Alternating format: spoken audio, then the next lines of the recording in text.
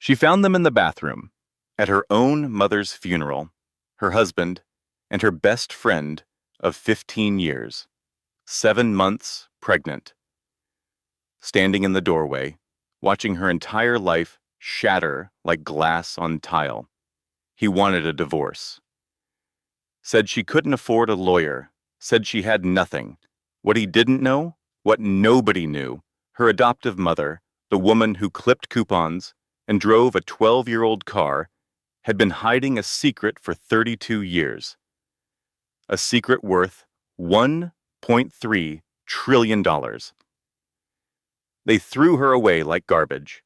They mocked her at her lowest moment. They tried to take her baby. But the woman they destroyed was about to become the most powerful person they had ever met. This is the story of Eleanor Whitmore, a pregnant wife betrayed at her mother's grave, a hidden fortune that changed everything, and a revenge so perfect she didn't even have to lift a finger. Stay until the end, because what happens to the cheating husband and the backstabbing best friend? You won't believe it. Lesson and meaning. This story teaches us one powerful truth. The people who throw you away don't get to decide your worth. Your value isn't determined by those who failed to see it. Sometimes losing everything is how you find yourself. Sometimes the worst betrayal leads to the greatest freedom. And sometimes the person everyone underestimated becomes the one who rises highest. If you're going through a difficult time right now, remember this. The door that closes behind you might be opening a path you never imagined. Your strength isn't measured by what happens to you. It's measured by what you do next. You are stronger than you know. The champagne glass shattered against the bathroom tile. Through the door, Ellie heard her husband's voice, and then her best friend's moan. She stood frozen in the hallway of her childhood home, the same hallway where she had learned to walk, the same hallway where her mother Rose had chased her with tickling fingers, the same hallway where, just 3 days ago, the paramedics had wheeled out a body bag. Her mother was dead. Cancer had taken Rose Bellingham at 68 years old, and now, at her wake, with 50 mourners eating finger sandwiches in the living room, Ellie's husband was in the guest bathroom with her best friend. She knew those sounds. She knew both voices. Her hand trembled as it reached for the doorknob. Part of her screamed to turn around, to pretend she hadn't heard, to go back to accepting condolences and nodding at stories about what a wonderful woman Rose had been. But Ellie's feet wouldn't move backward. They only moved forward. The door wasn't locked. Grant had Vivian pressed against the vanity. Her black funeral dress was hiked up around her waist.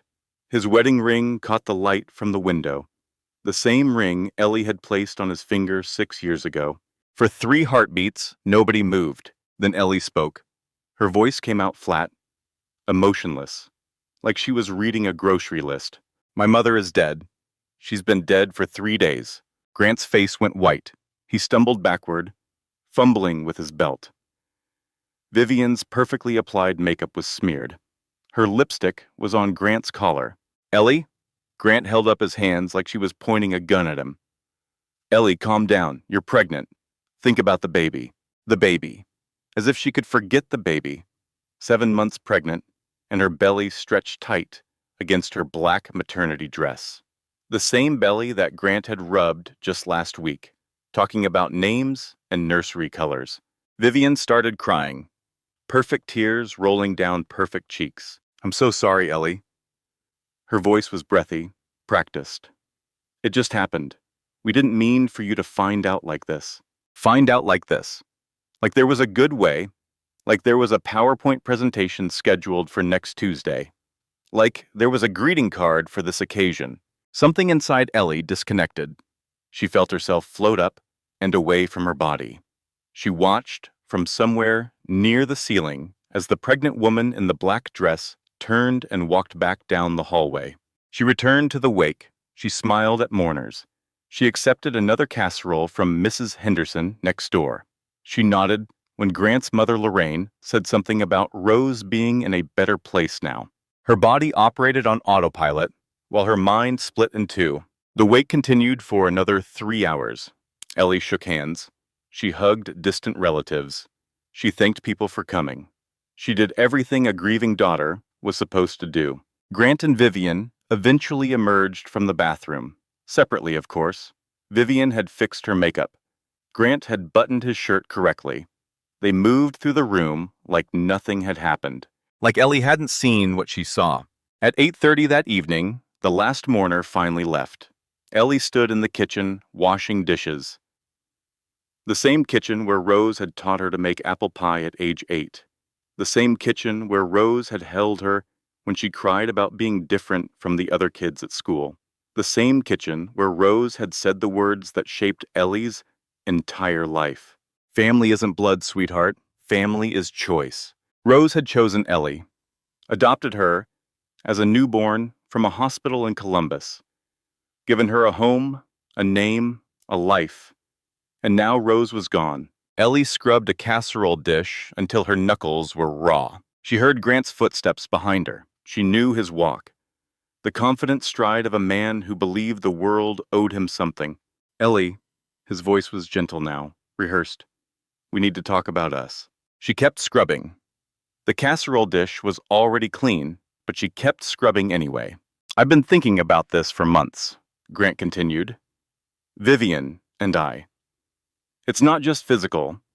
She understands me in ways you never could. The dish slipped from Ellie's hands. It clattered into the sink, but didn't break. The pregnancy was a mistake, Grant said. We both know it. We were trying to fix something that couldn't be fixed. Ellie finally turned around. She looked at her husband of 6 years, the man she had met at a charity fundraiser, the man who had swept her off her feet with flowers and promises, the man who had cried at their wedding and sworn to love her until death. I want a divorce, Grant said. I'll be fair about custody. We can work something out. Ellie's voice came from somewhere deep inside her, somewhere cold. Get out of my mother's house. Grant blinked. Ellie, be reasonable. Get out. Now this is a community property state. We need to discuss. Get out of my mother's house. Now. Something in her tone made him step back. Maybe he saw it in her eyes. The same emptiness she felt in her chest. The void where her heart used to be. Grant grabbed his jacket from the coat rack. He paused at the door. I'll send someone for my things tomorrow. Don't make this difficult. Then he was gone. Ellie stood alone in her mother's kitchen. The clock on the wall ticked. The refrigerator hummed. Somewhere outside, a dog barked. She picked up her phone and dialed Vivian's number. It rang 3 times before her best friend answered. Ellie. Vivian's voice was cautious, guilty. I was going to call you. I wanted to explain. How long? A pause. What? How long have you been sleeping with my husband? How long have you been lying to my face? Vivian let out a shaky breath. Ellie, it's complicated. How long? Another pause, longer this time. 14 months. The number hit Ellie like a physical blow. 14 months, more than a year. Since your birthday party, actually, Vivian continued. The one I planned for you. Grant and I were setting up the decorations, and things just happened. The birthday party. The surprise party where Ellie had felt so loved, so celebrated, so grateful for her amazing husband and her wonderful best friend. Ellie did the math in her head. She had announced her pregnancy at Thanksgiving. Grant had seemed so happy. He had picked her up and spun her around. He had called his mother with the news before Ellie could even catch her breath. But by Thanksgiving, he had already been sleeping with Vivian for 5 months. Everything was a lie. The joy on his face, the nursery planning, the baby names written on napkins during Sunday brunch, all of it, a lie. Ellie? Vivian's voice was small. Are you still there? Ellie ended the call without responding. She walked to the bathroom. Not the guest bathroom where she had found them. The master bathroom, her mother's bathroom. She sat on the edge of the tub, fully clothed, and turned on the water. She didn't get in. She just sat there, staring at the wall where Rose's cross-stitch hung in a simple wooden frame. Home is where they love you. Rose had made that cross-stitch when Ellie was 10 years old. She had hung it in every bathroom of every house they had ever lived in, even the cramped apartment during the lean years when Rose worked 2 jobs to keep food on the table. Home is where they love you. Ellie's phone buzzed. A text from Grant. I'll send someone for my things tomorrow. Don't make this difficult. Don't make this difficult. As if she had created this situation. As if she had asked for this betrayal. As if she were the unreasonable one.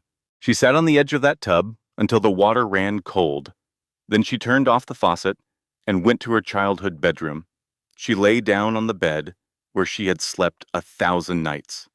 She stared at the ceiling where Rose had painted glow-in-the-dark stars when Ellie was afraid of the dark. She didn't cry. She was too empty to cry. I'm not crazy. This is happening. My husband and my best friend. At my mother's funeral. The stars glowed faintly green above her. Rose had painted them 25 years ago, but they still worked. They always worked. Somewhere in the house, a floorboard creaked. Just the old house settling. But for a moment, Ellie could pretend it was Rose's footsteps. Rose coming to check on her, like she had 1,000 times before. But Rose was never coming back, and neither was the life Ellie thought she had. She placed her hand on her belly. The baby kicked, strong and insistent, alive. At least there was that. At least there was still this one pure thing in a world that had suddenly turned rotten. Ellie closed her eyes. She didn't sleep, but she closed her eyes anyway. Tomorrow would come, whether she was ready or not. Morning light crept through the curtains like an unwelcome guest. Ellie had been awake for hours. She had watched the darkness fade to gray, then gray fade to gold. She had listened to the birds start their morning songs. She had felt the baby perform its usual sunrise gymnastics, but she hadn't moved from the bed. Moving meant facing the day. Moving meant dealing with reality. Moving meant accepting that everything she believed about her life was wrong. Her phone had 17 missed calls, 12 from Grant, 5 from Vivian. She didn't listen to the voicemails. She already knew what they would say. Excuses, justifications, attempts to rewrite history so they could sleep at night. At 9:15, she finally forced herself upright. Her pregnant body protested. Her back ached. Her feet were swollen. Her head pounded from dehydration and exhaustion. She shuffled to the kitchen and made coffee. Decaf, because of the baby. Rose's favorite mug was still in the dish drainer. A white ceramic mug with "World's Best Mom" printed in faded letters. Ellie had given it to her for Mother's Day when she was 7 years old. She poured the coffee into that mug. She sat at the kitchen table. She stared at nothing. The doorbell rang at 10 o'clock. Through the window, she could see a man in a moving company uniform. Ellie opened the door. "Mrs. Whitmore?" The man consulted his clipboard. "I'm here to pick up some items. Your husband arranged it." Of course he did. Grant was nothing if not efficient. "The garage," Ellie said. "His golf clubs are in the garage. That's all he's getting today." The man looked uncomfortable. "Ma'am, I have a list here. Several boxes of clothes, some electronics, a few pieces of furniture. Golf clubs, garage, that's all." Something in her voice made the man nod quickly. He retrieved the golf clubs and left within 10 minutes. Ellie watched his truck drive away. Then she went back to her cold coffee. The house phone rang, the landline that Rose had insisted on keeping, even though everyone used cell phones now. Ellie almost didn't answer it, but she saw the name on the caller ID. Theodore Ashford, Rose's attorney. "Mrs. Whitmore." Theodore's voice was formal but kind. "I hope I'm not calling too early. It's fine. I wanted to express my condolences again. Your mother was a remarkable woman." "Thank you." A pause. Theodore cleared his throat. "Mrs. Whitmore, there are some matters we need to discuss. Regarding your mother's estate. Would you be able to come to my office this afternoon?" Her estate? Ellie frowned. Rose had lived simply. This modest house, her 12-year-old Honda, a small retirement account from her years as a receptionist at a medical clinic. I didn't think there was much to discuss. Another pause, longer this time. Mrs. Whitmore, I think it would be best if we spoke in person. There are complexities. Complexities. What complexities could there possibly be? I'll be there at 2, Ellie said. She spent the next few hours wandering through the house. She touched the worn couch that Rose had refused to replace. She opened the pantry filled with generic brand cereal and canned vegetables. She ran her fingers along the chipped kitchen counter that Rose had meant to fix for years, but never did. Everything in this house spoke of careful budgeting, of coupons clipped and sales tracked, of a woman who counted every penny. At 1:30, Ellie drove Rose's old Honda to Theodore's office. The car still smelled like Rose's perfume, lavender and vanilla. The scent made Ellie's chest tighten. Theodore's office was in a small building downtown. Not fancy, but respectable. Ellie had been there once before, years ago, when Rose updated her will after Ellie's wedding. The receptionist led her to Theodore's private office. He rose to greet her.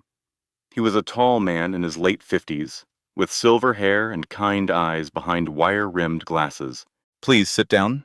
He gestured to a comfortable chair across from his desk. Can I get you anything? Water? Tea? I'm fine. Theodore sat down. He placed a manila folder on his desk. His hands rested on top of it, almost protectively. Mrs. Whitmore, before we begin, I need to ask you something. Did your mother ever discuss her past with you before she adopted you? Ellie shook her head. Not really. She said she had a difficult childhood, that she ran away from home at 16. She never talked about her birth family. Theodore nodded slowly. That's what I expected. Your mother was a very private person. She had her reasons. He opened the folder. Inside was a letter in Rose's handwriting. He slid it across the desk. She asked me to give you this. She wrote it last week when she knew the end was near. Ellie's hands trembled as she picked up the letter. The handwriting was shaky. Rose's fine motor control had been failing in her final days, but the words were clear. My darling Eleanor, there are things I should have told you long ago. I was afraid you'd see me differently, afraid you'd think I lied to you, but I never lied. I simply omitted. When I adopted you, I was already wealthy beyond measure. I built a company that I sold for more money than either of us could spend in 100 lifetimes.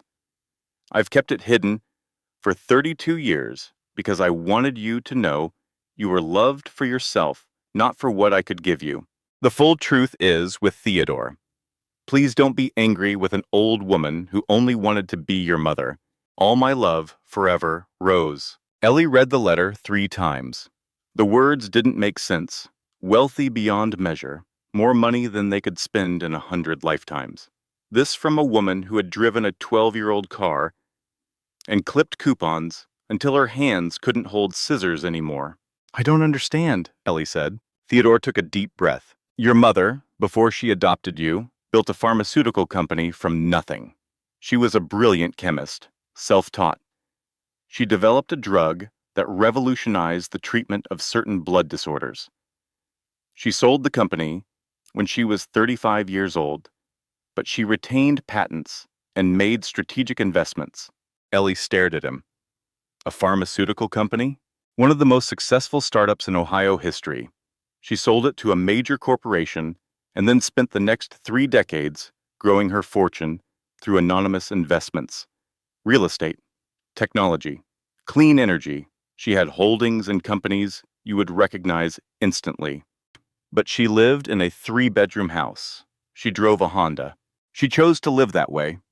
She could have bought mansions, private jets, anything she wanted, but she didn't want those things. She wanted a simple life with her daughter. Ellie's mind was spinning. None of this was possible. None of this was real. How much?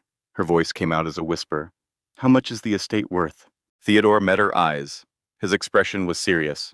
As of yesterday's market close, your mother's estate is valued at approximately $1.3 trillion. The room tilted. Ellie gripped the armrests of her chair. $1.3 trillion. Not million. Not billion. Trillion. That's not possible. I assure you, it's quite real. Your mother spent decades hiding her wealth. She created shell companies and blind trusts. She donated anonymously to hundreds of charities, but she kept the core of her fortune intact. And she left all of it to you. The letter slipped from Ellie's fingers. It floated to the floor like a leaf. Why? Ellie's voice cracked. Why would she hide this? Theodore's expression softened. Your mother was adopted herself. When she was young, her adoptive family discovered that her birth parents had been wealthy. They used her, manipulated her, tried to claim inheritance money that wasn't theirs. She ran away at 16 to escape them. She built everything herself, from nothing, and she swore that her child would never be a target. Ellie thought of all the birthdays with homemade cakes, all the Christmases with carefully budgeted gifts, all the times Rose had said they couldn't afford something, when really she could have bought anything in the world. It was all for her, all to make sure Ellie knew she was loved for herself. There's more, Theodore said gently, but perhaps we should take a break. This is a lot to process. Ellie shook her head. Tell me everything. Theodore explained for the next 2 hours. The pharmaceutical company, the patents, the investments, the charitable foundations that Rose had funded anonymously for decades. Hospitals, orphanages, women's shelters, college scholarships for foster children. Rose hadn't just made money. She had quietly changed thousands of lives without ever taking credit for any of it. When Theodore finally finished, Ellie sat in silence. The afternoon sun had shifted across the room. Shadows lengthened on the walls. What happens now? She asked. Now we begin the process of transferring the estate to you. It will take time. The will needs to be filed with the probate court. Once that happens, the information becomes public record. Public record, which meant Grant would find out. How long before it becomes public? Theodore considered. We can delay for a few weeks, perhaps a month, but eventually the world will know. Ellie thought about Grant, about his demands for a divorce, about his claims that she couldn't afford an attorney, about his smug confidence that he held all the cards. He had no idea, none at all. Delay it, Ellie said, as long as possible. Theodore nodded. There's one more thing. Your mother left specific instruction for me. She said, and I quote, "When the wolves circle, remind Eleanor that she is stronger than she knows." Stronger than she knows. Rose had said those exact words on her last lucid day. Ellie had thought she was talking about death, about grief. But Rose had known. She had known that Grant would leave. Maybe not the details, but she had seen something, sensed something, and she had tried to prepare her daughter. Ellie picked up the letter from the floor. She folded it carefully and put it in her purse. Thank you, Theodore. There's much more to discuss, but it can wait until you've had time to absorb all this. Ellie drove home in a daze. The Honda's engine rattled over a bump in the road. The air conditioning wheezed. The radio only worked on 3 stations. $1.3 trillion. And she was driving a car that was older than some of her former coworkers. She pulled into the driveway of the modest colonial house, the house where she had grown up, the house where Rose had taught her to ride a bike in the backyard, the house where every single memory of her childhood lived. She walked through the rooms with new eyes, the worn couch, the generic cereal, the chipped counter. All of it was a choice. Rose had chosen simplicity, chosen authenticity, chosen love over luxury. Ellie opened Rose's closet. Plain dresses, sensible shoes, one beautiful silk scarf, emerald green, folded neatly on the top shelf. It was a gift, Rose had always said about that scarf, from someone I loved very much. Now Ellie wondered who had given it to her. What story lay behind that single extravagance in a closet full of practical clothes? She would probably never know. Some secrets Rose had taken to her grave, but not the big one. The big secret was out now, at least to Ellie. She sat down on Rose's bed, the same bed where Rose had read her stories as a child, the same bed where Rose had held her during thunderstorms, the same bed where just 1 week ago Rose had taken her final breath. They threw me away. Grant and Vivian, they threw me away like garbage. Let them think I'm nothing. Let them think they won. For the first time since finding Grant and Vivian in the bathroom, Ellie felt something other than emptiness. A small spark, not hope, exactly, something colder, something harder, determination. She was going to survive this, not just survive it. She was going to emerge stronger than before. Rose had given her the tools. All she had to do was learn how to use them. 3 days passed, each one longer than the last. Ellie spent them reading. Theodore had sent over boxes of documents, financial statements, investment portfolios, corporate records, charitable foundation reports, the paper trail of Rose's secret life. The more Ellie read, the more amazed she became. Her mother hadn't just made money. She had made it strategically, ethically, brilliantly. She had invested in companies that developed life-saving medicines. She had funded research into clean energy. She had bought apartment buildings and kept the rents affordable for working families. Everything Rose touched, she tried to make better. Not for recognition, not for tax breaks, just because it was the right thing to do. And she had done it all while clipping coupons and driving a 12-year-old Honda. Ellie understood now. Rose hadn't been cheap. She had been principled. She believed that money should be used for good, not wasted on extravagance. And she had wanted to raise her daughter with the same values. No private schools, no fancy vacations, no designer clothes, just love and lessons and homemade apple pie on Sunday afternoons. On the 4th day, Ellie's phone rang. Grant's name appeared on the screen. She almost didn't answer, but something made her tap the green button. Ellie. His voice was carefully controlled. We need to talk about the house. What about it? It's marital property. We need to decide what to do with it. It's my mother's house. She left it to me. You're still married to me. That makes it community property. My attorney says... It is? Your attorney. Ellie cut him off. You've hired an attorney already? Victor Crawford. He's one of the best divorce lawyers in the state. He's going to make sure everything is divided fairly. Victor Crawford. Ellie had heard that name before. He was known for aggressive tactics, for digging up dirt and destroying the other side. I see, Ellie said.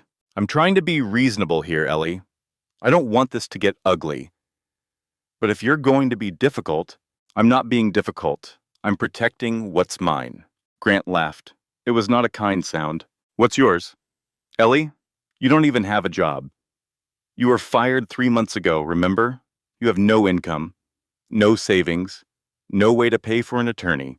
The smart thing would be to accept my offer and move on. The smart thing. According to Grant, the smart thing was always whatever benefited Grant. What offer? Ellie asked. I keep the house we lived in together. You keep your mother's house. We split custody 50-50. I won't ask for alimony, even though I probably could, given your employment situation. How generous? I'm trying to be fair. Fair? The word tasted like ash in Ellie's mouth. I'll think about it, she said. Don't think too long. Victor says. Ellie ended the call. She sat in her mother's kitchen, surrounded by the documents of an empire worth $1.3 trillion. And she laughed. Not a happy laugh. A bitter one. Grant thought she was broke. He thought she was helpless.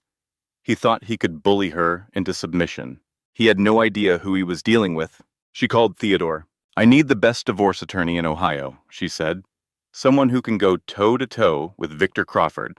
I know exactly who to recommend. Diane Prescott. She's legendary. She's also terrifying. And she wins. Set up a meeting.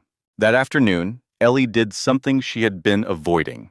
She went back to the house she had shared with Grant. She needed clothes. She needed documents. She needed to see for herself what remained of the life she thought she had. Grant's car was in the driveway. So was another car. a sleek white Mercedes that Ellie recognized instantly. Vivian's car. For a moment, Ellie considered driving away. But no, this was still her house too. She had every right to be here. She walked through the front door without knocking. Grant and Vivian were in the living room. They were packing boxes together, laughing together. Vivian was holding up one of Ellie's sweaters, the pale blue cashmere that Rose had given her for Christmas 2 years ago. "She won't need this," Vivian said. "It's too small for pregnant women anyway." Something inside Ellie went very still, very cold. "Put that down," she said. Grant and Vivian spun around. For a moment, they looked like teenagers caught by a parent. Guilty, defensive, scared. Then Grant's expression hardened. "Ellie, we weren't expecting you. Obviously, we're just sorting through things, figuring out what's mine and what's yours." "That sweater is mine. Put it down." Vivian dropped the sweater like it had burned her. She stepped back, positioning herself behind Grant. "Ellie, be reasonable," Grant said. "We're all adults here. We can do this civilly." Civilly. He wanted civility. After what he had done, after what they had both done. "I want you both out of this house in 1 hour," Ellie said. Her voice was calm, flat, emotionless. "Take only what is clearly yours. Your clothes, your golf clubs, your signed baseball collection. Nothing that was a gift from me or my family. Nothing that belongs to both of us. My attorney will be in touch about the rest." Grant's face reddened. "Your attorney? Ellie, you can't afford an attorney. You're unemployed. You don't have any money. Anymore." He didn't say the word, but it hung in the air. Ellie had lost her job at the nonprofit 3 months ago. "Budget cuts," they said. She had been looking for work, but Rose's illness had consumed everything. Grant thought he knew her situation. He thought he held all the power. Ellie almost smiled. "1 hour," she repeated, "and don't come back without a court order." She turned and walked out the door. She could hear Grant sputtering behind her, hear Vivian whispering something, but she didn't look back. She drove to a coffee shop 2 blocks away. She ordered a decaf latte and sat by the window. She watched the minutes tick by on her phone. Exactly 1 hour later, she drove back to the house. Grant's car was gone. So was Vivian's Mercedes. They had taken several boxes, but they had left more than they took. Good. Ellie packed a suitcase of her own clothes. She gathered important documents from the filing cabinet. She found her grandmother's pearls in the jewelry box and put them around her neck. Then she left. She didn't look back. That night, alone in her mother's house, Ellie allowed herself to remember. Not the recent memories, not the betrayal and the lies. The older memories. The ones that hurt in a different way. She remembered the first time she met Vivian, freshman year of college. They had been randomly assigned as roommates in a cramped dorm room. Vivian had been crying because she missed her family. Ellie had made her hot chocolate and told her silly jokes until the tears stopped. They had been inseparable after that. 4 years of college, 10 years of friendship, bridesmaid at each other's weddings. Vivian had thrown Ellie's baby shower just last month, and the whole time she had been sleeping with Ellie's husband. Every memory was poison now. Every laugh, every hug, every late-night conversation about hopes and dreams. All of it had been happening while Vivian was betraying her in the worst possible way. Ellie remembered her wedding day, how Vivian had helped her with her dress, how Vivian had said, "Grant is so lucky," but her eyes had been cold. Ellie had told herself she imagined it. She had made excuses. She had believed what she wanted to believe. She remembered Grant's complaints about Rose, how he had said her mother was too involved in their lives, how he had resented the Sunday dinners and the holiday visits. "Your mother smothers you," he had said once. "You need to cut the cord." But Rose was dying. Rose was the only parent Ellie had ever known, and Grant had wanted her to abandon her mother so he could have more time with his mistress. She remembered Rose's last lucid day, how she had gripped Ellie's hand with surprising strength, how her eyes had been clear and fierce despite the morphine. "You're stronger than you know," Rose had said. Remember that. When the wolves circle, you're stronger than you know. At the time, Ellie had thought she meant death, grief, the inevitable pain of losing a parent. But Rose had seen something, known something. Maybe she had noticed the way Grant looked at the Vivian. Maybe she had overheard a phone call that shouldn't have happened. Maybe she had simply recognized the smell of betrayal from her own experience long ago. Whatever the reason, Rose had tried to prepare her daughter, had left her the tools to fight back, had trusted her to be strong enough to use them. Ellie sat in Rose's chair in the living room, the chair where Rose had read 1,000 books, the chair where Rose had dozed off watching old movies on late Sunday nights, the chair where Rose had spent her last weeks at home before the hospital became necessary. The fabric still smelled like lavender and vanilla. Every memory she had was now a question. The birthday parties on this kitchen table, the grocery shopping trips where Rose compared prices for 20 minutes, the coupon clipping sessions that had seemed so tedious as a child. All of it was real, and all of it was incomplete. The surface of a lake that hid an ocean underneath. Who was the woman she called Mom? Not the receptionist who worked double shifts, not the careful budgeter who counted every penny, but the brilliant chemist who built an empire, the secret philanthropist who changed thousands of lives, the strategic investor who turned millions into trillions. Rose had been all of those people, and she had hidden most of herself so that Ellie could have a normal childhood. The sacrifice of it took Ellie's breath away. She picked up her phone. She pulled up the text message from Grant. I'll send someone for my things tomorrow. Don't make this difficult. She typed a response, deleted it, typed another, deleted that too. Finally, she put the phone down without sending anything. Let him wait, let him wonder, let him think she was broken and helpless. Because when the wolves circled, the prey that survived was the one they underestimated. 2 weeks passed. 2 weeks of reading documents and meeting with lawyers and slowly learning the shape of an empire she never knew existed. Diane Prescott's office was in a high-rise downtown. The waiting room was decorated in expensive minimalism. The receptionist offered Ellie sparkling water in a crystal glass. Diane herself was a small woman in her mid-50s with silver hair and the eyes of a hawk. She shook Ellie's hand with a grip that was stronger than expected. Theodore told me about your situation, Diane said. All of it, including the parts that aren't public yet. And I have to say, Mrs. Whitmore, this is going to be the most interesting divorce case I've handled in 30 years.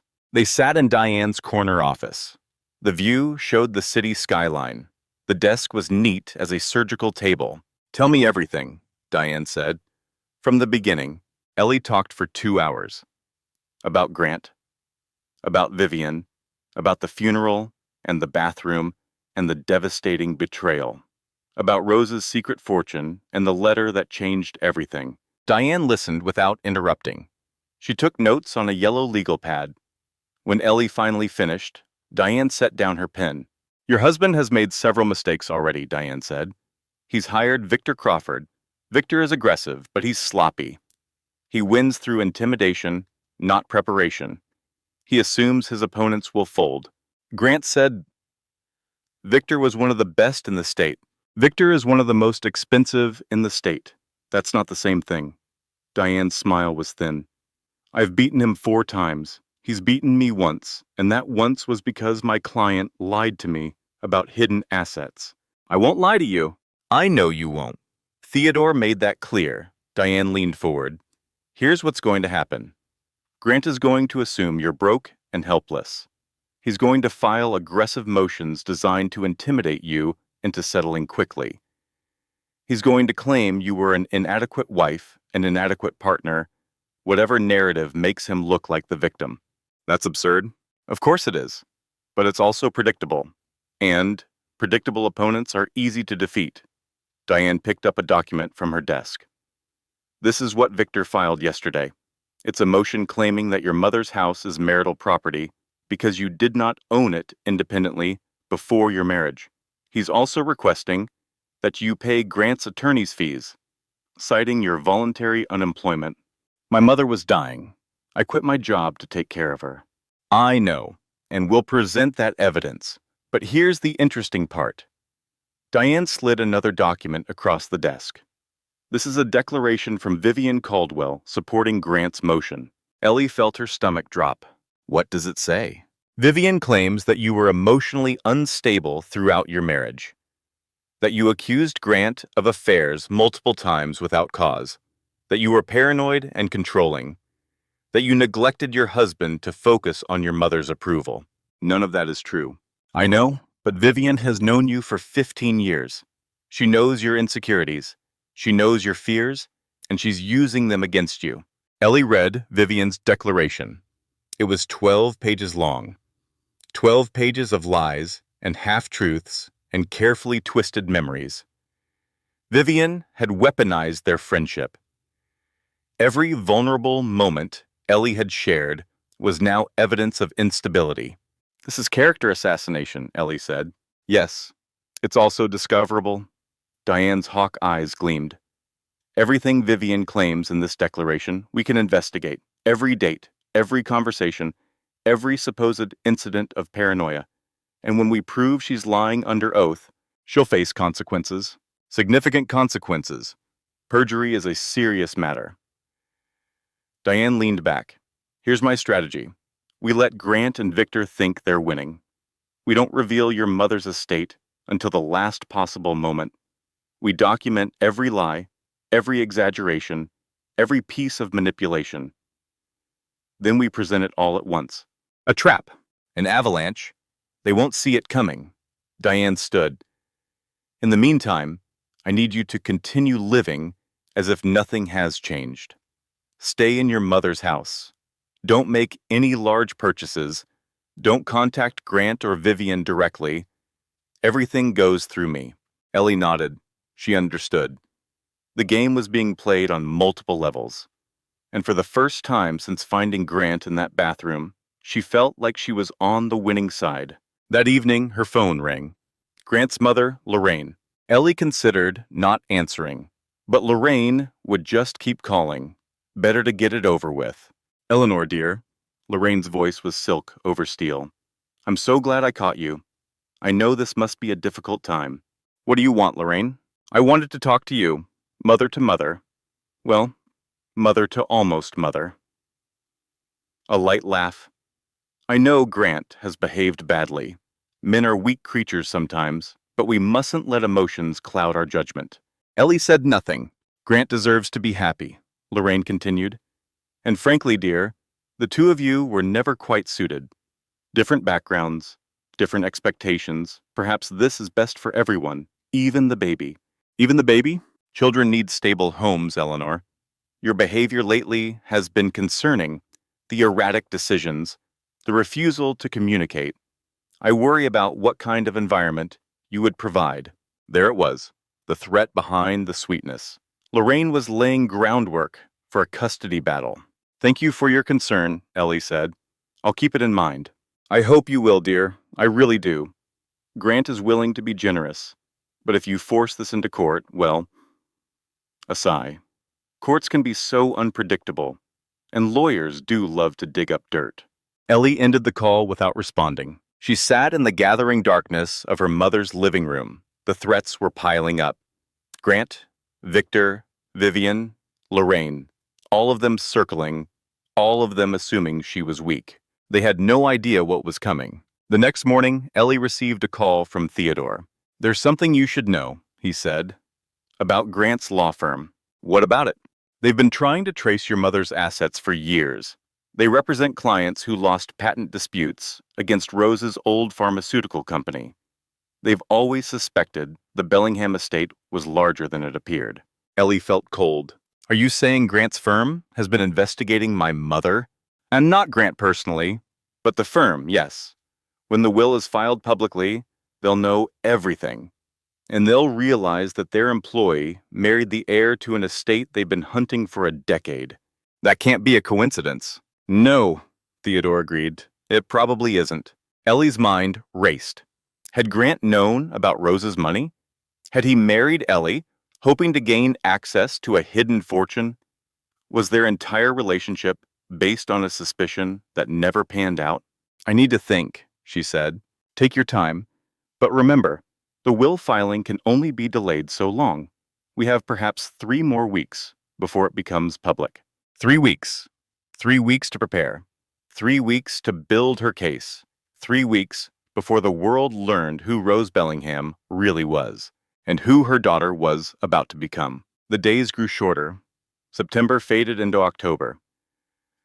The leaves on the old maple tree in Rose's backyard turned gold and red, then drifted to the ground like paper memories. Ellie was 8 months pregnant now. The baby kicked constantly, strong and insistent, impatient to enter a world that had no idea she was coming. Theodore sent more documents, thousands of pages detailing Rose's business dealings, investment strategies, patent agreements, corporate structures so complex they gave Ellie headaches. But she read everything. Every word, every footnote, every appendix. If she was going to inherit an empire, she needed to understand how it worked. Diane called with updates. Grant's legal team had filed 3 more motions, each one more aggressive than the last. They wanted the house, they wanted the car, they wanted Ellie to undergo a psychological evaluation. They're trying to establish a pattern, Diane explained.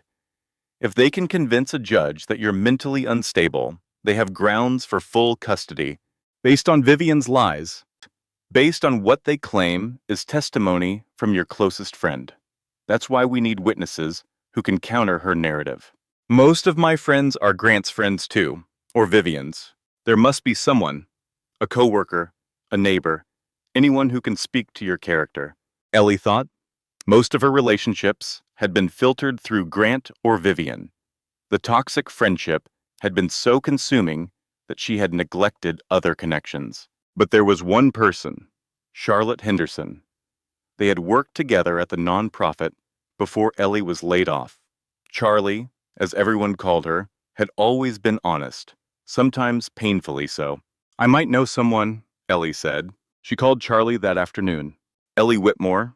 Charlie's voice was warm, surprised. I've been meaning to reach out. I heard about your mom.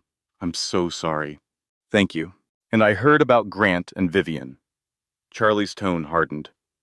That woman is a snake in Prada. Always has been. You never said anything. Would you have believed me? Ellie paused. No, probably not. That's the thing about snakes. They're real good at looking like silk scarves until they're wrapped around your neck. Charlie sighed. So what can I do for you? I'm guessing this isn't just a catch-up call. Ellie explained the situation. Not everything, not the inheritance, but enough for Charlie to understand what was at stake. Let me get this straight, Charlie said. Grant cheated on you with your best friend at your mother's funeral while you were 7 months pregnant, and now he's trying to paint you as the crazy one. That's the summary. I will absolutely testify for you. I'll testify in court. I'll testify on television. I'll write it in the sky, if that helps. Charlie's voice was fierce. I saw you at work every day for 3 years. You were the most stable, competent, reliable person in that office. Anyone who says different is lying through their teeth. For the first time in weeks, Ellie felt tears prick her eyes. Not tears of sadness, tears of gratitude. Thank you, Charlie. Don't thank me, just win. A few days later, Charlie came to visit. She brought groceries. She brought baby supplies. She brought her particular brand of blunt honesty that cut through nonsense like a knife. They sat in Rose's kitchen drinking decaf coffee while Charlie surveyed the modest surroundings. So this is where you grew up, Charlie said. Home sweet home. It's nice. Cozy. Charlie glanced around. Your mom kept it simple, huh? She believed in living within her means. Ellie almost laughed at the understatement. She was practical that way. I wish I could have met her. She sounds like she was something special. She was. They talked for hours. About the divorce, about Grant's tactics, about Vivian's betrayal. Charlie had strong opinions about all of it. You know what burns me the most? Charlie said. It's not the cheating. Men cheat. It's disgusting, but it happens. What burns me is Vivian. That woman was supposed to be your sister, and she stabbed you in the back while smiling to your face. 14 months, Ellie said. They were together for 14 months before I found out. 14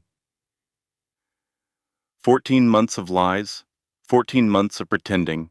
Every time she hugged you, every time she asked about your marriage, every time she gave you advice. Charlie shook her head. That takes a special kind of evil. Ellie had thought the same thing, many times, late at night when she couldn't sleep, and the memories replayed in her mind like a horror movie. I trusted her, Ellie said quietly, more than almost anyone. I know, and that's why it hurts so much. Charlie reached across the table and squeezed Ellie's hand. But here's the thing. You're going to survive this. You're going to come out the other side stronger than you were before, and they're going to regret every single thing they did to you. Ellie wanted to believe her. She desperately wanted to believe that there was light at the end of this tunnel. But right now, all she could see was darkness. That night, Ellie received the latest filing from Grant's lawyers. It was worse than anything before. Victor Crawford had hired a private investigator. They had dug through Ellie's past, her college records, her employment history, her medical records from a brief period of therapy after a family friend died when she was 22. They were using grief counseling as evidence of mental instability. They were also claiming that Ellie had a history of erratic behavior. Specifically, they cited an incident from 6 years ago when she had called the police because she thought someone was breaking into her apartment. The police had found nothing. Grant's lawyers called it a hallucination. Ellie remembered that night. She had heard noises, strange noises. Grant had been out of town for work. She had been scared and alone, and she had done the reasonable thing. But now it was evidence that she was crazy. And there was more. Vivian had provided additional declarations, more lies, more twisted memories, more poison. Ellie sat in her mother's chair and read every word. The character assassination was thorough, professional, designed to make her look unfit for custody. They wanted to take her baby away. The thought crystallized something inside her, a cold clarity that cut through the fog of grief and betrayal. They could come for her house. They could come for her money. They could destroy her reputation and drag her name through the mud. But they would not take her child. She called Diane. I read the filing, Ellie said. I was just about to call you. It's bad, but it's also desperate. Victor is throwing everything at the wall to see what sticks. They're using my grief counseling against me, which is actually privileged information that they obtained improperly. We can file a motion to have it excluded. Diane's voice was calm, confident. They made a mistake. They're too aggressive. They're not thinking clearly.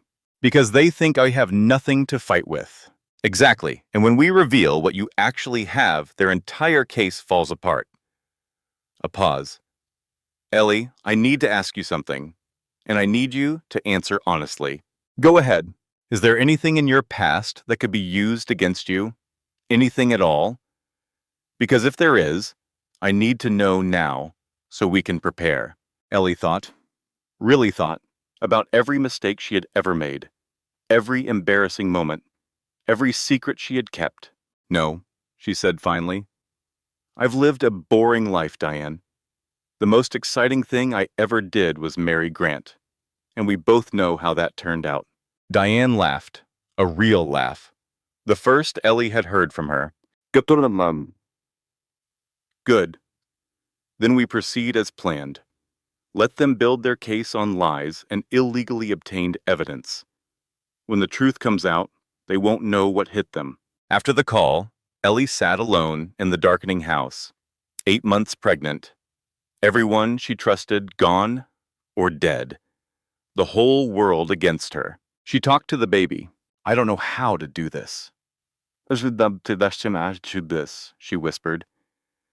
I don't know how to fight them all. Your grandmother would know. She always knew what to do. The baby kicked, hard, as if in response.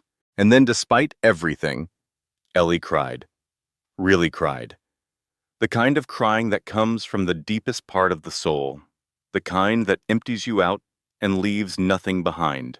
She cried for Rose, for the mother she had lost, for the secrets she had never known. She cried for her marriage, for the love she thought was real, for the future she thought they would have together. She cried for Vivian, for the friendship that had been a lie, for the sister she never really had.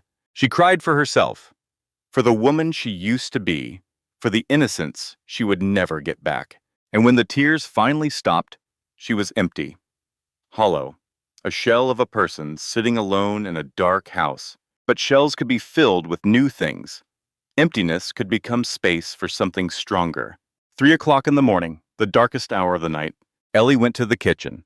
She pulled out ingredients from memory: flour, sugar, butter, apples.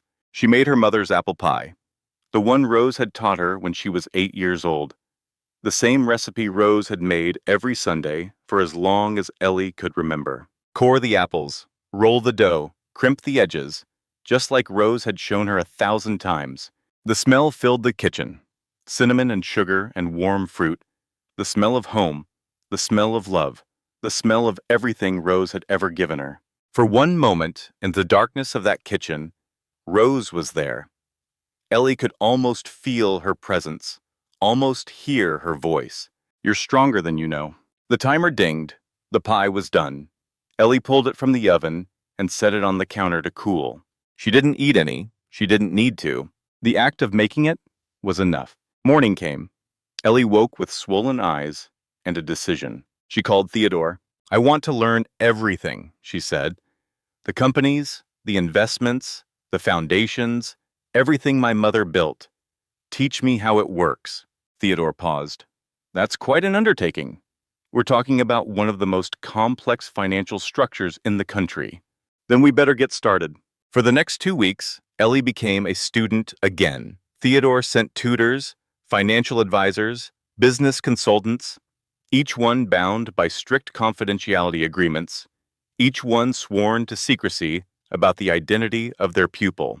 She learned about shell companies and holding structures, about patent portfolios and licensing agreements, about the careful balance of public and private investments that Rose had maintained for decades. The scope of it was staggering. Rose had owned stakes in pharmaceutical companies that produced medications used by millions of people. She had invested in technology firms before they became household names. She had bought real estate in cities that later experienced massive growth. Everything she touched seemed to turn to gold. But it wasn't luck. It was research, patience, a brilliant mind applied with discipline over decades. And now all of it belonged to Ellie. "Your mother left very specific instructions about her charitable foundations," Theodore explained one afternoon. "She wanted them to continue operating exactly as they have been. Anonymous donations, no publicity, no recognition." She will service that I am. She really didn't want anyone to know. She believed that true generosity requires anonymity, that charity done for recognition isn't really charity at all.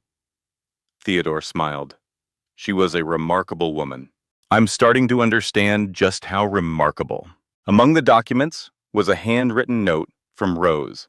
It had been tucked into a folder about the largest charitable foundation, the one that funded scholarships for foster children. "I spent my life building this, but it was always for you, not to make you rich, to make you free. Free." That was what Rose had wanted for her.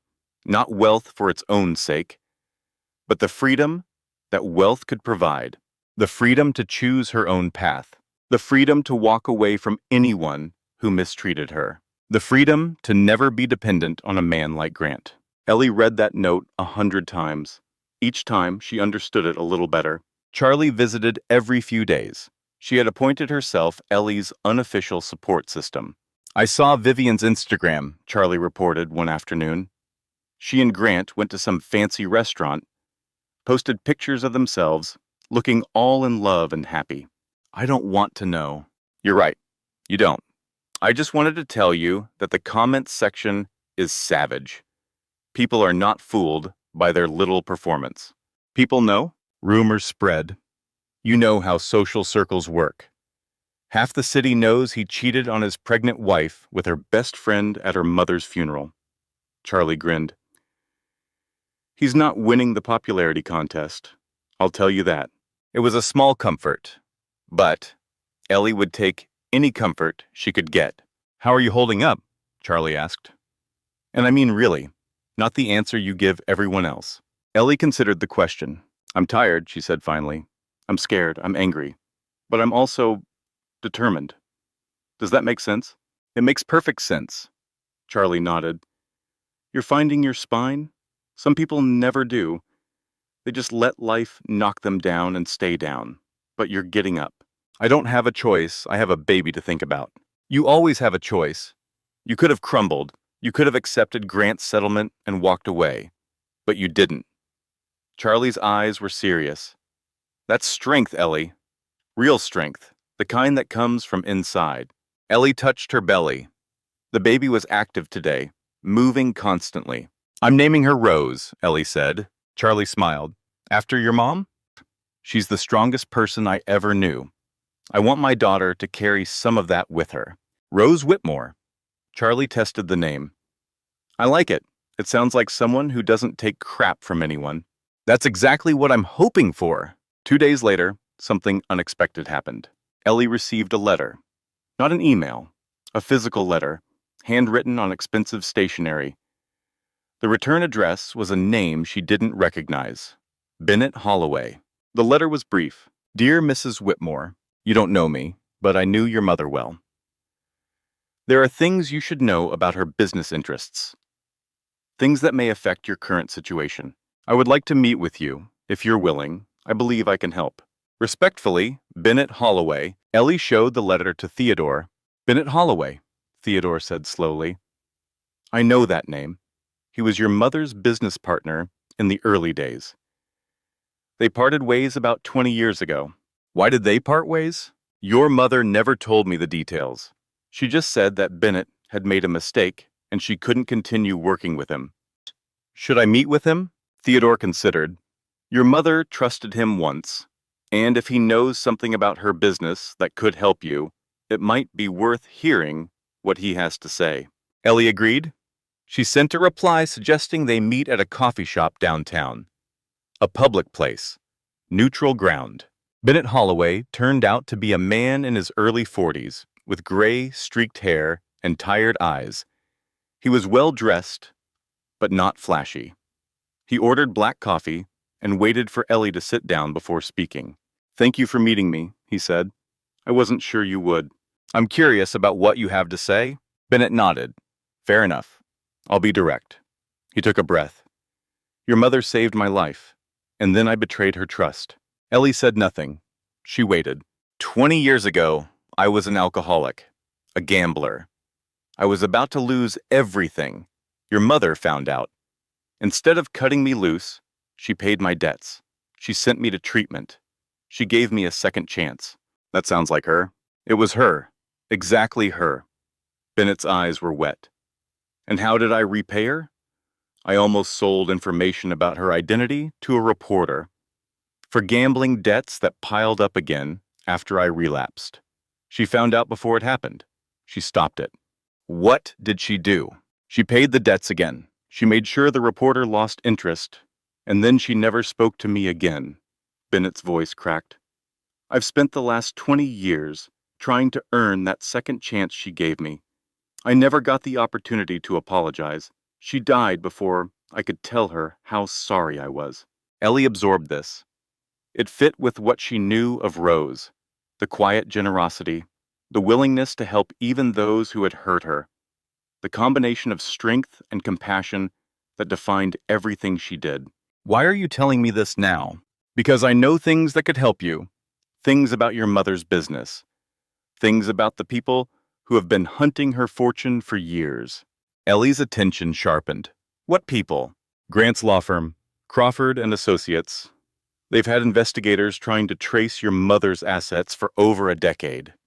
They represent clients who lost patent disputes against your mother's old company.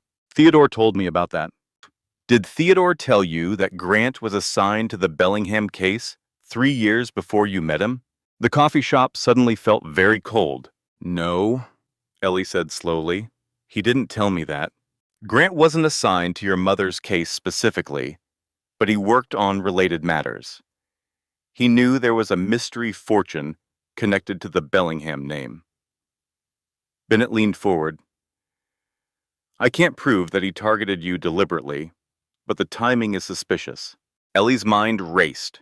She had met Grant at a charity fundraiser. He had approached her. He had been charming and attentive and had seemed so interested in everything about her, including her family, including her mother. Why are you helping me? Ellie asked.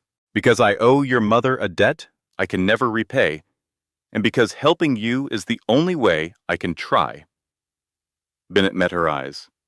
I have documentation, records, things your mother shared with me before I betrayed her. If you want them, they're yours. What kind of records? Evidence of how your mother's competitors tried to undermine her. Names, dates, connections. He paused. Including connections to Crawford and Associates. Ellie understood. Bennett was offering her ammunition. Send everything to my attorney, she said, Diane Prescott. I know Diane. Your mother recommended her to me once, years ago. Bennett almost smiled. Rose always knew who the best people were. They parted ways at the coffee shop entrance. Bennett looked like he wanted to say something more, but in the end, he just nodded and walked away. Ellie stood on the sidewalk for a long moment. The autumn wind was cold. Leaves swirled around her feet. Rose had forgiven Bennett even after his betrayal. She had given him a second chance, and she had never spoken to him again. Forgiving doesn't mean forgetting. Rose had known that. She had protected herself while still showing compassion. She had refused to let someone else's weakness define her response. It was a lesson Ellie needed to learn. She couldn't forgive Grant. Not yet. Maybe not ever. But she could refuse to let his betrayal define who she became. That was her choice. That was her power. And no one could take it from her. The contraction started at 3 a.m, 3 weeks early. Ellie had been dreaming about Rose. They were baking pies together in the old kitchen. Rose was showing her how to crimp the edges just right. And then pain shot through Ellie's abdomen, and she woke, gasping. Another contraction hit, strong, real. Too early. The baby was coming too early. Ellie grabbed her phone. Her hands were shaking. She called Charlie. I'm in labor, she said when Charlie answered. It's too early. The baby's coming. I'm on my way, don't move. Charlie arrived in 15 minutes. She helped Ellie into the car. She drove to the hospital while Ellie gripped the door handle and tried to breathe through the pain. The emergency room was bright and cold and smelled like antiseptic. Nurses took over. They put Ellie in a wheelchair. They asked questions she could barely answer. Emergency contact? Someone asked. Charlie Henderson, Ellie said. She's here. She came with me. Not Grant, not Vivienne, not anyone from the life she used to have, just Charlie. The only person who had shown up when it mattered. They wheeled her into a delivery room. Dr. Foley appeared, looking calm and competent despite the early hour. The baby is early, but not dangerously so, Dr. Foley said. 37 weeks. She should be fine. She? Dr. Foley smiled. Your daughter. She's eager to meet you. The labor was hard. 12 hours of pain and exhaustion and fear. Charlie stayed the whole time. She held Ellie's hand. She wiped her forehead. She said encouraging things that Ellie couldn't really hear, but appreciated anyway. At 3:15 in the afternoon, everything went wrong. The cord is wrapped, Dr. Foley said, her voice suddenly sharp. We need to move fast. Activity exploded around Ellie. People rushing, machines beeping, voices shouting instructions she didn't understand. And then silence. Terrible silence. For 6 minutes that felt like 6 years, there was no cry. Ellie couldn't see what was happening. Couldn't move. Could only lie there and pray to a God she wasn't sure she believed in. Please, please, please. And then, a cry, thin and angry and absolutely perfect. There she is, Dr. Foley said. There's your girl. They placed the baby on Ellie's chest, so small, so red, so beautiful. Rose Margaret Whitmore took her first breath, and Ellie's world changed forever. Hours later, Ellie lay in a hospital bed with her daughter sleeping in her arms. Charlie had gone to get food. The room was quiet, peaceful, and then Grant walked in. He was carrying flowers. Yellow roses, Ellie noticed with dark amusement. He didn't even know that Rose hated yellow roses. Ellie, his face was arranged in an expression of concern. I heard about the baby. My mother told me. I came as fast as I could. How considerate. Grant moved closer. He looked at the baby. Something flickered in his eyes. Recognition, maybe. Or calculation. She's beautiful, he said. She looks like you. She looks like herself. Grant sat down in the chair next to the bed. He was still holding the flowers. He seemed to realize this and set them awkwardly on the side table. I've been thinking, he said, about us, about everything. Have you? I made a mistake, Ellie. A terrible mistake. Vivian and I, it was just... He waved his hand vaguely. It didn't mean anything. I was confused. Your mother was dying, and you were so focused on her, and I felt neglected. But that's no excuse. Ellie listened. She didn't interrupt. She had learned something in the past months. Silence could be its own kind of power. I want to be there for our daughter, Grant continued. I want to be a family. We can work through this. Couples do it all the time. Infidelity doesn't have to be the end. The baby stirred in Ellie's arms. She adjusted her hold. Still, she said nothing. Grant's mask slipped slightly, a flash of frustration in his eyes. I'm trying to make things right here, Ellie. The least you could do is respond. Now Ellie spoke. Her voice was quiet, calm. You want to make things right. Yes. You want to be a family. Yes. You left me pregnant at my mother's funeral. You let your mistress mock my body in my own home. You hired a lawyer to paint me as mentally unstable. You're trying to take my house, my car, and custody of my child. Grant's face hardened. Those are legal matters, separate from our personal relationship. There is no relationship, Grant. There hasn't been for a long time. Maybe there never was. You don't mean that. I do. Ellie met his eyes. You can have supervised visitation. My attorney will send the paperwork. Ellie, please. Her name is Rose, and you should go. Grant stared at her. For a moment, Ellie thought he might argue, might yell, might do something dramatic that would require security to remove him. But Grant was nothing if not calculating. He knew, when he was losing, he had come hoping to manipulate a vulnerable new mother, and instead, he had found someone he didn't recognize. Good. He left without another word. The yellow roses remained on the side table. Ellie asked a nurse to throw them away. Charlie returned with sandwiches and a knowing look. Was that Grant I saw in the hallway? It was. What did he want? To play happy family. Ellie looked down at her sleeping daughter. I said no. Charlie sat down. She handed Ellie a sandwich. Good for you. They ate in comfortable silence. The baby slept. The monitors beeped softly. Outside the window, the sun was setting. Orange and pink and gold. Ellie spoke quietly, more to herself than to Charlie. I don't need him. I never needed him. I just thought I did. Charlie nodded, but didn't respond. Some truths were too important to interrupt. That night, alone with her daughter, Ellie whispered promises. Your grandmother would have loved you. She would have spoiled you completely. She would have taught you to bake and told you that family is a choice. The baby's hand curled around Ellie's finger. So small, so perfect. I choose you, Ellie said. Every single day. For the rest of my life, I choose you. 6 weeks postpartum. The will was ready to be filed. Ellie sat in Theodore's office, with baby Rose sleeping in a carrier beside her. The documents were spread across his desk. The moment of truth had arrived.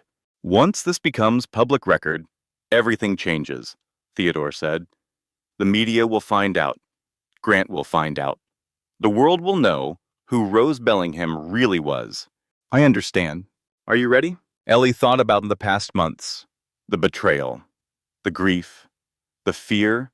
The the slow transformation from helpless victim to something stronger. I'm ready. Theodore filed the will that afternoon. The news broke 2 days later.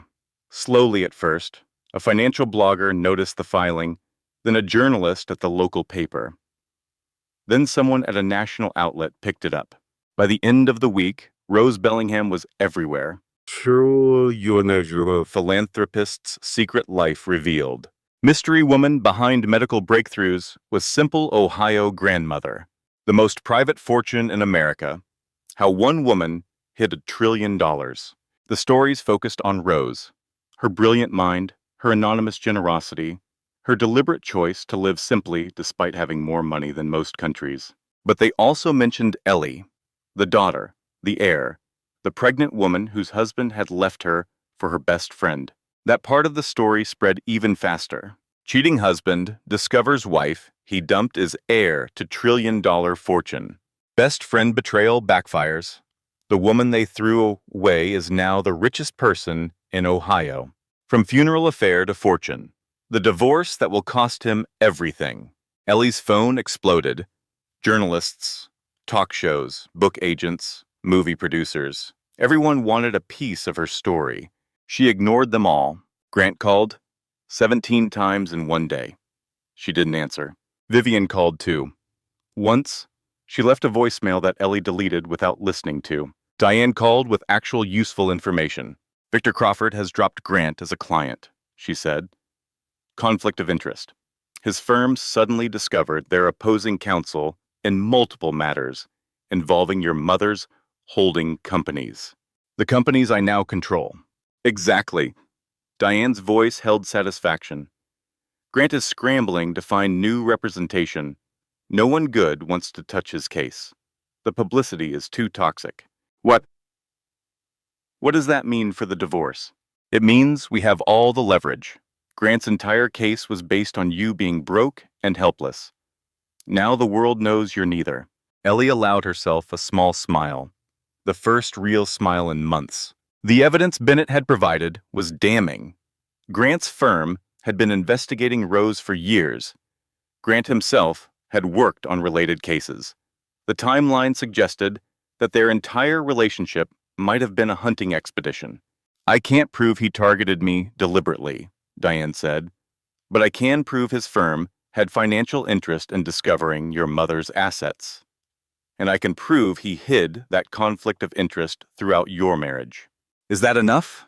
Combined with everything else? Yes. Grant is facing potential disbarment for ethics violations. His divorce case is collapsing, and Vivian's declarations are being investigated for perjury. Ellie thought about Vivian, about the woman who had been her best friend, who had stood beside her at her wedding, who had betrayed her in the worst possible way. She felt nothing, no anger, no satisfaction, just emptiness where the friendship used to be. That was its own kind of healing. Over the next few weeks, things moved quickly. Grant's new attorney was competent but outmatched. The settlement negotiations were brief. Ellie got everything she wanted. Full custody of Rose, the house she had shared with Grant, which she immediately sold. No alimony in either direction. A complete and final separation from the man she had once thought she loved. Grant got his golf clubs and his baseball collection and a reputation that would follow him for the rest of his career. Vivian faced different consequences. The perjury investigation didn't result in charges, but her professional reputation was destroyed.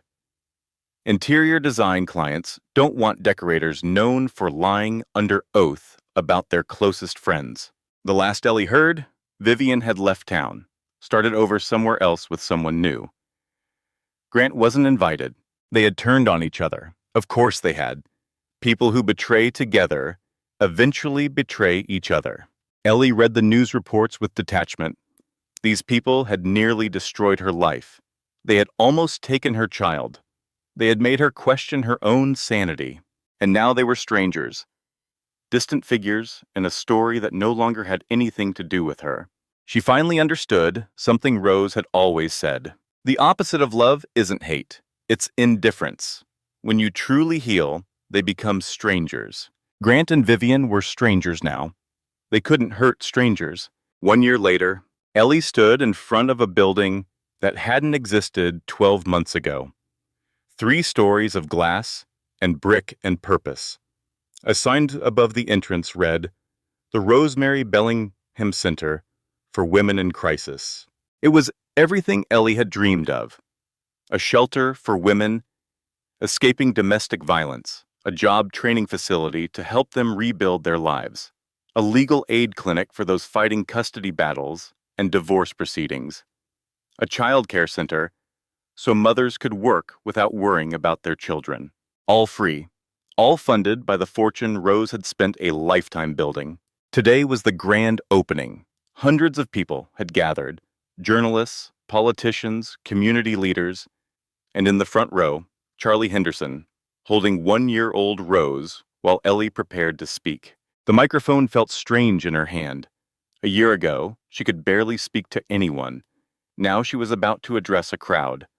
"My mother was abandoned by the people who should have loved her," Ellie began. "She ran away at 16 with nothing but the clothes on her back. She built an empire anyway, not for herself, for everyone who felt alone, for everyone who was thrown away, for everyone who was told they were nothing." She paused. The crowd was silent, attentive. "She taught me that family is a choice, that strength is a choice, that getting up every single day and refusing to be defined by other people's cruelty is a choice too." Ellie looked at her daughter in Charlie's arms. Rose was reaching toward her mother, babbling happily. "The center exists because my mother believed that everyone deserves a second chance, a fresh start, a place to rebuild when everything falls apart." She thought of all the women who would walk through these doors, women like her mother had been, women like she herself had been, women who thought they had nothing left. If you're out there tonight and you're wondering if it gets better, I'm here to tell you, it does. Not easily, not quickly, but it does. You just have to keep going. One day at a time, one choice at a time, until you realize that the person who threw you away actually set you free. Applause erupted. Ellie smiled. Not the practiced smile she had worn at her mother's funeral. A real smile. The smile of someone who had walked through fire and emerged on the other side. After the ceremony, Ellie walked through the building with Rose in her arms. Charlie had gone to manage some last-minute details. The halls were quiet now, waiting for tomorrow, when the first clients would arrive. She stopped at the dedication plaque near the entrance, in loving memory of Rosemary Bellingham, who believed that true generosity requires anonymity, but whose daughter wanted the world to know her name. It felt right. Rose had hidden her whole life, but her legacy deserved to be celebrated. Charlie found her there. "Nice speech," Charlie said. "It was terrifying." "You didn't look terrified. You looked like a woman who knows exactly who she is." Charlie smiled. Rose would be proud. "I hope so." They walked outside together. The autumn air was crisp. Leaves swirled in the parking lot. A year ago, Ellie had been standing at her mother's grave, pregnant and abandoned and terrified. Now she was someone else entirely. "Have you heard from Grant lately?" Charlie asked. "His bankruptcy was finalized last month. Couldn't happen to a nicer guy." Ellie almost laughed. "Vivian left him 6 months ago. Apparently she found someone richer." "Shocking." Charlie's voice dripped sarcasm. "Two terrible people who deserved each other turned out to be terrible to each other. Who could have predicted? I don't think about them much anymore." "Good. They don't deserve space in your head." It was true. For months, Ellie had been consumed by anger and hurt and thoughts of revenge. But somewhere along the way, those feelings had faded. Not forgiven, not forgotten, just released. The prison door had been unlocked all along. Grant and Vivian hadn't been keeping her trapped. Her own belief that she needed them was the real cage. The moment she stopped needing them, truly stopped, she was free. Night fell over the city. Ellie drove home through familiar streets, past the coffee shop where she had met Bennett, past Theodore's office, past the hospital where Rose had been born. Home was still her mother's house. She had renovated it extensively. New kitchen, new bathrooms, modern heating and cooling. But she had kept everything that mattered. The worn couch was gone, but Rose's favorite chair remained. The generic cereal was replaced with better brands, but the pantry was still organized the same way Rose had kept it. The emerald silk scarf hung in a shadow box in the hallway. The cross-stitch sampler hung in baby Rose's nursery. The apple pie recipe was framed in the kitchen. Some things were worth preserving. Ellie carried her sleeping daughter inside. She changed her into pajamas and laid her in the crib. Rose stirred briefly, then settled into deeper sleep. Ellie watched her breathe. This miracle that had emerged from the worst period of her life. This perfect, beautiful child who would grow up knowing exactly who she was and where she came from. No secrets, no hidden fortunes, no mysteries about her mother's pet. Rose would know everything. The good and the bad, the triumph and the betrayal, the grandmother she was named for, and the father who didn't deserve her. She would make her own choices, her own mistakes, her own triumphs. That was what freedom really meant. Ellie went to the kitchen and started making tea. The kettle whistled. She poured hot water over chamomile and honey. The same combination Rose had made every night before bed. Some rituals were worth keeping. Charlie had asked earlier if she was seeing anyone, dating. Moving on romantically. Ellie had laughed. Maybe someday. Maybe there would be someone who earned her trust. Someone who saw her for who she really was, not for what she could provide. Someone who loved her daughter as much as she did. But not yet, not now. She was still learning who she was, still growing into the person she was becoming. There was no rush. She had time, she had money, she had freedom. For now, that was enough. The phone rang. Theodore's number. "Sorry to call so late," he said, "but I thought you would want to know. The charitable foundations your mother established have been fully transferred to your oversight. You're now responsible for over $2 billion in annual giving. $2 billion every year, going to hospitals and orphanages and scholarships and shelters." "What happens next?" Ellie asked. "Whatever you want. You can continue your mother's priorities. You can redirect funding to new causes. You can increase or decrease giving as you see fit. I want to continue what she started, but I want to add something new." "What did you have in mind?" Ellie looked at the framed apple pie recipe, the worn wooden frame Rose had used for decades. "Programs for adoptees, help with searching for birth families, support for those who don't find what they're looking for, mental health services for the unique challenges adopted children face." Theodore was silent for a moment.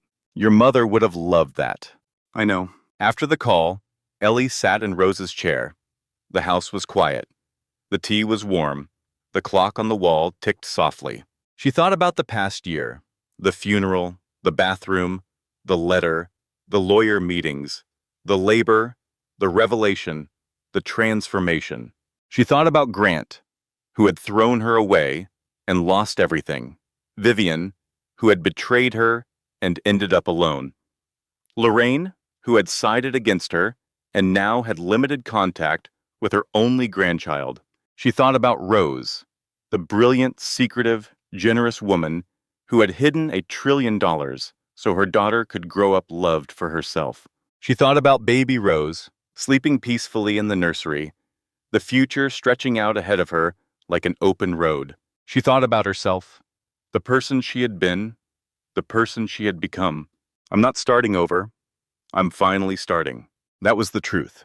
Everything before had been prologue. The marriage, the friendship, the carefully constructed life that turned out to be built on lies. This was the real beginning. This was who she was meant to be. Not Grant's wife, not Vivian's friend, not even Rose's daughter, though that would always be part of her. Just Ellie, strong and scarred and free. She finished her tea. She checked on the baby one more time. She went to bed in the room that used to be her childhood bedroom, now renovated, but still holding echoes of the past. Sleep came easily these days. The nightmares had faded. The anxiety had quieted. The constant loop of betrayal and hurt had finally stopped playing in her head. She dreamed of her mother. They were in the kitchen together, baking pies. Rose was showing her how to crimp the edges. Her hands were steady and sure. "You did it," Rose said in the dream. "You found your strength. You gave it to me." "No," Rose smiled. "It was always yours. I just helped you find it." Morning came, sunlight through the curtains. Baby Rose, crying for breakfast. Another day beginning. Ellie got up. She fed her daughter.